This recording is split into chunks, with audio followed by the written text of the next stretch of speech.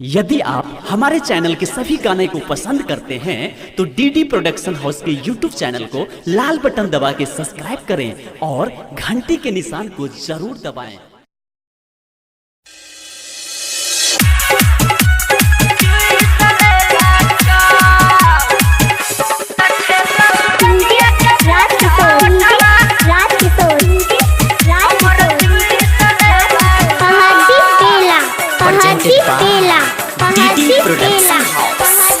कहियो मम्मी मधुबन के बतिया एगो छौरा सताल को छतिया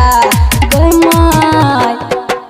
की कहियो मम्मी मधुबन के बतिया एगो छौरा सताल को छतिया डर से हमर करेजा धूक धूक करे छो ये छेलो ओ जहा के बेटा मंतर देह में पीक देलकौ त छेलो दुनिया के बेटा उठवा हमर चुइस लेलकौ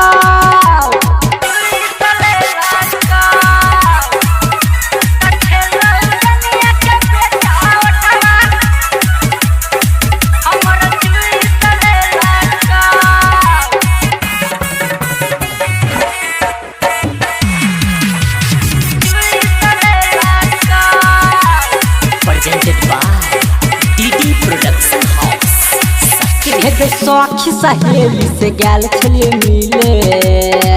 हाँ जखने हमारा दखल तो अकेले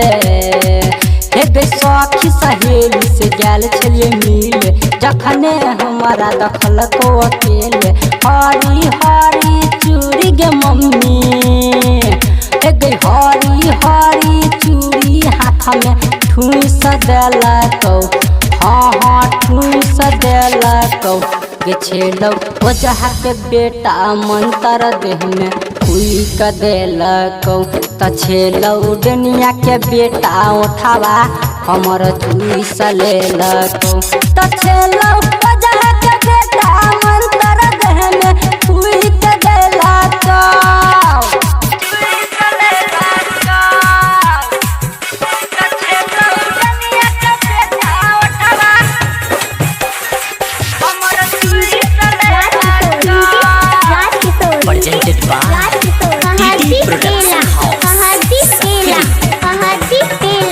नाम छिए ओकर राजेश बिहारी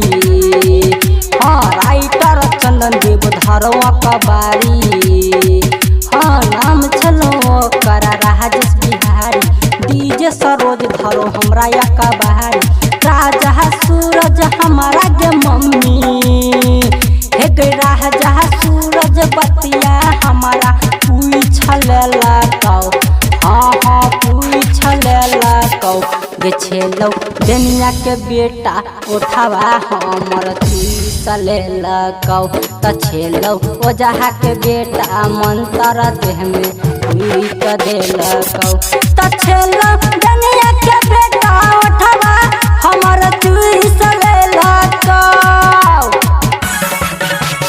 की कहियो मम्मी मधुबन के बतिया एगो छौरा सताल को छतिया कहियो मम्मी मधुबन के बतिया एगो छौरा सताल को छतिया डर से हमर करेजा धूक धूक करे छो गे छेलो ओ जहा के बेटा मंतर देह में फूक देलकौ त छेलो दुनिया के बेटा उठवा हमर चुइस लेलकौ। Recording by DD production house Sakri 97 084 45 722।